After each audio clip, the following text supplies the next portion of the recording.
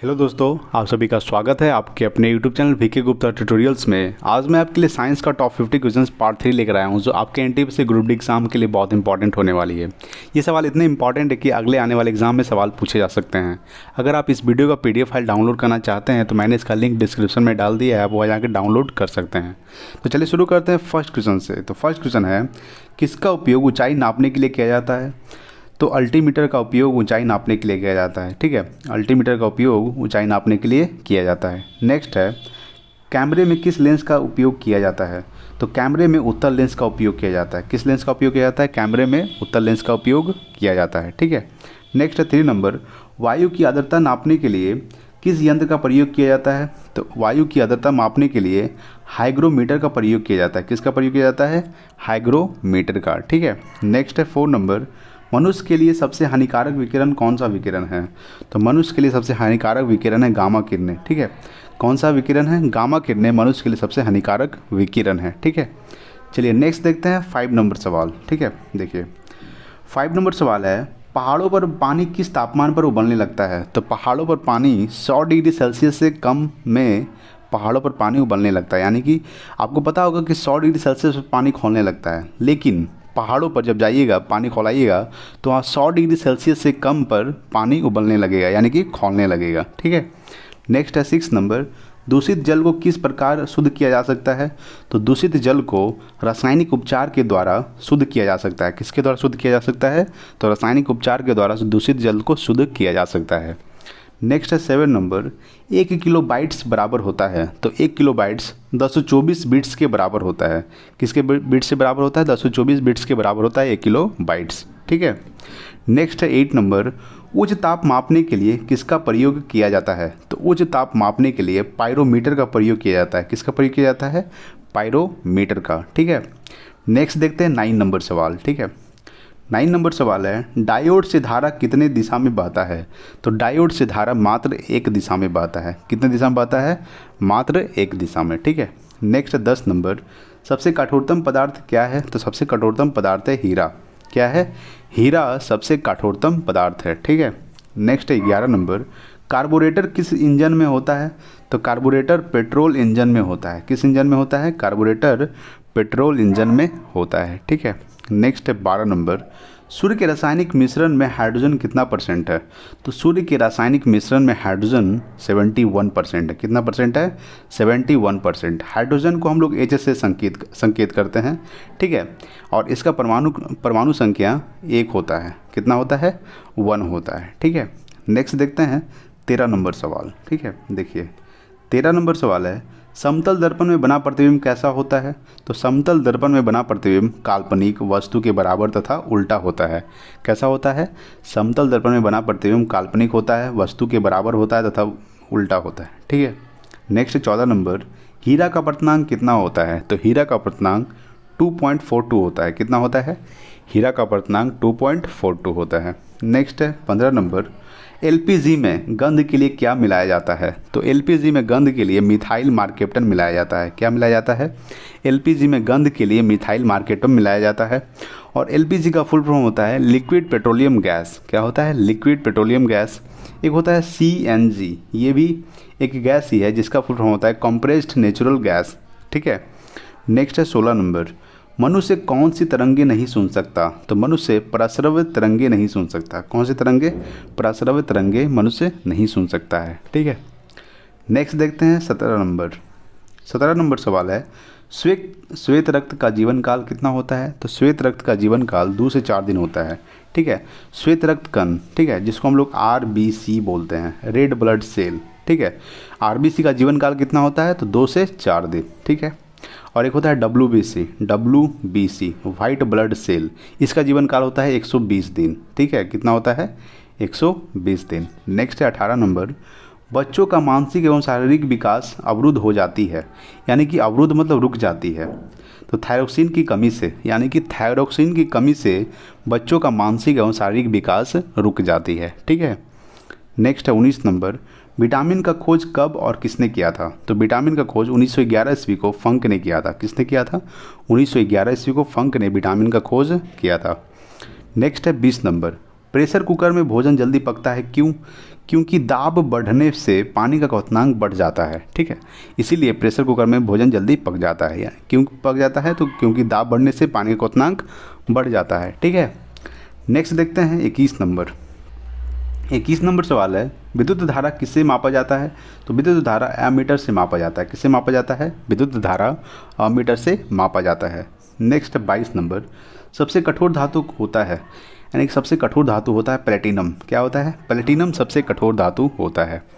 Next 23 number, शुष्क बर्फ किसे कहते हैं? तो शुष्क बर्फ ठोस कार्बन डाइऑक्साइड को कहते हैं। किसे कहते हैं? ठोस कार्बन डाइऑक्साइड को शुष्क बर्फ कहते हैं, ठीक है। नेक्स्ट 24 नंबर, हड्डियों और दांतों में क्या उपस्थित रहता है? तो हड्डियों और दांतों में कैल्शियम फॉस्फेट उपस्थित रहता है। क्या उपस्थित रहता है? कैल्शियम फॉस्फेट, ठीक है। नेक्स्ट है 25 नंबर, ठीक है। 25 नंबर सवाल है, कृत्रिम वर्षा के लिए क्या उपयोग में लाया जाता है? तो कृत्रिम वर्षा के लिए सिल्वर आयोडाइड का प्रयोग किया जाता है। किसका प्रयोग किया जाता है? सिल्वर आयोडाइड का प्रयोग किया जाता है कृत्रिम वर्षा के लिए, ठीक है। नेक्स्ट 26 नंबर, परमाणु के नाभिक में क्या रहते हैं? तो परमाणु के नाभिक में प्रोटॉन और न्यूट्रॉन रहते हैं, ठीक है। परमाणु के नाभिक में प्रोटॉन और न्यूट्रॉन रहते हैं और इलेक्ट्रॉन क्या करता है? इलेक्ट्रॉन जैसे है परमाणु का नाभिक है, ठीक है। इसमें प्रोटॉन, पी से प्रोटॉन और एन से न्यूट्रॉन है, और इलेक्ट्रॉन, ठीक है, ये इलेक्ट्रॉन बाहर आता है जो इसके चारों ओर चक्कर लगाता है। क्या करता है? इलेक्ट्रॉन चारों ओर चक्कर लगाता है, ठीक है। नेक्स्ट 27 नंबर, बर्तनों में कलाई के लिए क्या उपयोग किया जाता है? तो बर्तनों में कलाई के लिए अमोनियम क्लोराइड का उपयोग किया जाता है। किसका प्रयोग किया जाता है? अमोनियम क्लोराइड का प्रयोग किया जाता है बर्तनों में कलाई के लिए, ठीक है। नेक्स्ट 28 नंबर, कौन सा अक्रिय गैस वायुमंडल में नहीं पाया जाता है? तो रेडॉन, ठीक है। रेडॉन जो है वायुमंडल में नहीं पाया जाता है, क्योंकि ये रेडॉन बहुत भारी है, ये हवा से भी भारी होता है, इसलिए हमेशा नीचे रहता है, ठीक है। देखिए अक्रिय गैस 6 होते हैं, आपको पता होगा कौन कौन होते हैं। तो helium, neon, argon, krypton, radon, xenon. Helium, neon, argon, krypton, radon, xenon. अक्रिय गैस 6 होते हैं, जिसमें रेडॉन जो है वायुमंडल में नहीं पाया जाता। क्यों नहीं पाया जाता? क्योंकि रेडॉन जो है वायु से भारी होता है, इसलिए हमेशा नीचे रहता है। नेक्स्ट देखते हैं 29 नंबर सवाल, ठीक है। 29 नंबर सवाल है, गुब्बारों में किस गैस का उपयोग किया जाता है? तो गुब्बारों में हीलियम गैस का उपयोग किया जाता है। किसका उपयोग किया जाता है? हीलियम का। हीलियम का संकेत क्या होता है? He होता है, ठीक है। इसका परमाणु संख्या 2 होता है, ठीक है। चलिए नेक्स्ट देखते हैं 30 नंबर, लोहे को इस्पात में बदलने के लिए क्या मिलाया जाता है? तो लोहे को इस्पात में बदलने के लिए निकेल धातु मिलाया जाता है। क्या मिलाया जाता है? निकेल धातु। लोहे को इस्पात में बदलने के लिए निकेल धातु मिलाया जाता है। नेक्स्ट है 31 नंबर, खाना को ज़्यादा पकाने पर कौन सा अम्ल नष्ट हो जाती है? तो खाना को ज़्यादा पकाने पर फॉलिक अम्ल नष्ट हो जाती है। कौन सा अम्ल नष्ट हो जाती है? फॉलिक अम्ल, ठीक है। खाना को जब ज़्यादा पकाइएगा तो उसमें फॉलिक अम्ल नष्ट हो जाएगा, ठीक है। नेक्स्ट है 32 नंबर, स्याही के धब्बे को मिटाने के लिए किस अम्ल का प्रयोग किया जाता है? तो स्याही के धब्बे को मिटाने के लिए ऑक्जेलिक अम्ल का प्रयोग किया जाता है। किस अम्ल का प्रयोग किया जाता है? ऑक्जेलिक अम्ल का प्रयोग किया जाता है स्याही के धब्बे को मिटाने के लिए, ठीक है ना। नेक्स्ट देखते हैं 33 नंबर, ठीक है। 33 नंबर सवाल है, कौन सा विटामिन गर्म करने पर नष्ट हो जाता है? तो विटामिन सी को गर्म करने पर नष्ट हो जाता है, ठीक है। विटामिन सी को जब आप गर्म कीजिएगा तो वो नष्ट हो जाएगा। विटामिन सी का रासायनिक नाम क्या होता है? तो विटामिन सी का रासायनिक नाम होता है एस्कॉर्बिक एसिड। और विटामिन सी की कमी से कौन सा रोग होता है? तो विटामिन सी की कमी से होता है अस्कर्वी रोग होता है, ठीक है। कौन सा रोग होता है? अस्कर्वी रोग होता है विटामिन सी की कमी से, ठीक है ना। और विटामिन सी का रासायनिक नाम एस्कॉर्बिक एसिड। नेक्स्ट है 34 नंबर, सबसे भारी धातु कौन है? तो सबसे भारी धातु है ऑस्मियम। क्या है? ऑस्मियम सबसे भारी धातु है। नेक्स्ट है 35 नंबर, चावल को पॉलिश करने से कौन सा विटामिन नष्ट हो जाता है? तो चावल को पॉलिश करने से विटामिन B1 नष्ट हो जाता है। कौन सा विटामिन नष्ट हो जाता है? B1। विटामिन B1 का रासायनिक नाम क्या होता है? तो विटामिन B1 का रासायनिक होता है थायमीन। क्या होता है?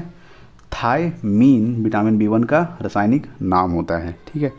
नेक्स्ट है 36 नंबर, कान में ध्वनि का प्रभाव कितना सेकंड रहता है? तो कान में ध्वनि का प्रभाव 1/10 सेकंड रहता है। कितना सेकंड रहता है? 1/10 सेकंड, यानी कि 1 का 10वां भाग, ठीक है। चलिए नेक्स्ट है 37 नंबर सवाल। 37 नंबर सवाल है, आम का वैज्ञानिक नाम क्या है? तो आम का वैज्ञानिक नाम है मैंजीफेरा इंडिका। क्या है? मैंजीफेरा इंडिका आम का वैज्ञानिक नाम है। नेक्स्ट है 38 नंबर, तंबाकू में विषैला पदार्थ क्या होता है? तो तंबाकू में विषैला पदार्थ निकोटीन होता है। क्या होता है? तंबाकू में विषैला पदार्थ निकोटीन होता है, ठीक है। नेक्स्ट है 39 नंबर, भारी जल का रासायनिक नाम क्या है? तो भारी जल का रासायनिक नाम है डिटोरियम ऑक्साइड। क्या है? भारी जल का रासायनिक नाम डिटोरियम ऑक्साइड, जिसका सूत्र होता है D2O। क्या होता है? D2O, डिटोरियम ऑक्साइड, यानी भारी जल का रासायनिक नाम। नेक्स्ट 40 नंबर, किस पदार्थ को लगाने से रक्त का बहना रुक जाता है? ठीक है, किस पदार्थ को लगाने से, यानी कौन सा पदार्थ जब आप लगाइएगा जहां आपका रक्त बह रहा है वो रुक जाएगा? तो फेरिक क्लोराइड लगाने से। ठीक है, फेरिक क्लोराइड लगाने से रक्त का बहना रुक जाता है। ठीक है, चलिए नेक्स्ट देखते हैं 41 नंबर सवाल। ठीक है, 41 नंबर सवाल है, प्याज तथा लहसुन में गंध किस तत्व के कारण होता है? तो प्याज तथा लहसुन में गंध पोटेशियम के कारण होता है। किस कारण होता है? पोटेशियम, और पोटेशियम का संकेत होता है के। क्या होता है? के पोटेशियम का संकेत होता है, सिंबल होता है। ठीक है, नेक्स्ट है 42 नंबर, ट्यूबलाइट में कौन सी गैस भरी जाती है? तो ट्यूबलाइट में मर्क्यूरिक ऑक्साइड और आर्गन भरी जाती है। क्या भरी जाती है? मर्क्यूरिक ऑक्साइड और आर्गन ट्यूबलाइट में गैस भरी जाती है। आर्गन का संकेत होता है AR। ठीक है, अब आपको पता होगा आर्गन एक अक्रिय गैस है। ठीक है, नेक्स्ट है 43 नंबर, कृत्रिम सिल्क क्या कहलाता है? तो कृत्रिम सिल्क रियोन कहलाता है। क्या कहलाता है? कृत्रिम सिल्क रियोन कहलाता है। नेक्स्ट है 44 नंबर, किसी वस्तु का भार अधिकतम कहाँ होता है? तो किसी वस्तु का भार अधिकतम निर्वात में होता है। कहाँ होता है? किसी वस्तु का भार अधिकतम निर्वात में होता है। ठीक है, नेक्स्ट है 45 नंबर। ठीक है, 45 नंबर सवाल है, एपी कल्चर का संबंध किस क्षेत्र से है? तो एपी कल्चर का संबंध मधुमक्खी पालन से है। किस क्षेत्र से है? मधुमक्खी पालन, यानी एपी कल्चर का संबंध मधुमक्खी पालन से है। नेक्स्ट 46 नंबर, सेरी कल्चर का संबंध किस क्षेत्र से है? तो सेरी कल्चर का संबंध रेशम उत्पादन से है। किससे है? रेशम उत्पादन से है सेरी कल्चर का संबंध। ठीक है, नेक्स्ट 47 नंबर, प्रोटीन का पाचन मानव शरीर में किस अंग में होता है? तो प्रोटीन का पाचन मानव शरीर के छोटी आंत में होता है। कहाँ होता है? छोटी आंत में प्रोटीन का पाचन होता है। नेक्स्ट है 48 नंबर, शरीर का घाव किस विटामिन से जल्दी भर जाता है? तो विटामिन सी के कारण। ठीक है, विटामिन सी के कारण शरीर का घाव बहुत जल्दी भर जाता है। ठीक है, और आपको पता होगा विटामिन सी का रासायनिक नाम एस्कॉर्बिक एसिड, और विटामिन सी की कमी से कौन सा रोग होता है? तो स्कर्वी रोग होता है। ठीक है, नेक्स्ट देखते हैं 49 नंबर सवाल। देखिए 49 नंबर सवाल है, गैलेना किस धातु का अयस्क है? तो गैलेना सीसा का अयस्क है। ठीक है, किसका है? गैलेना सीसा का एक अयस्क है। नेक्स्ट है 50 नंबर और आज का लास्ट सवाल, प्लाज्मोडियम से कौन सा रोग होता है? तो प्लाज्मोडियम से मलेरिया रोग होता है। कौन सा रोग होता है? मलेरिया। ठीक है, और आज के लिए आपका एक सवाल है, इसका आंसर आपको कमेंट बॉक्स में करके बताना है।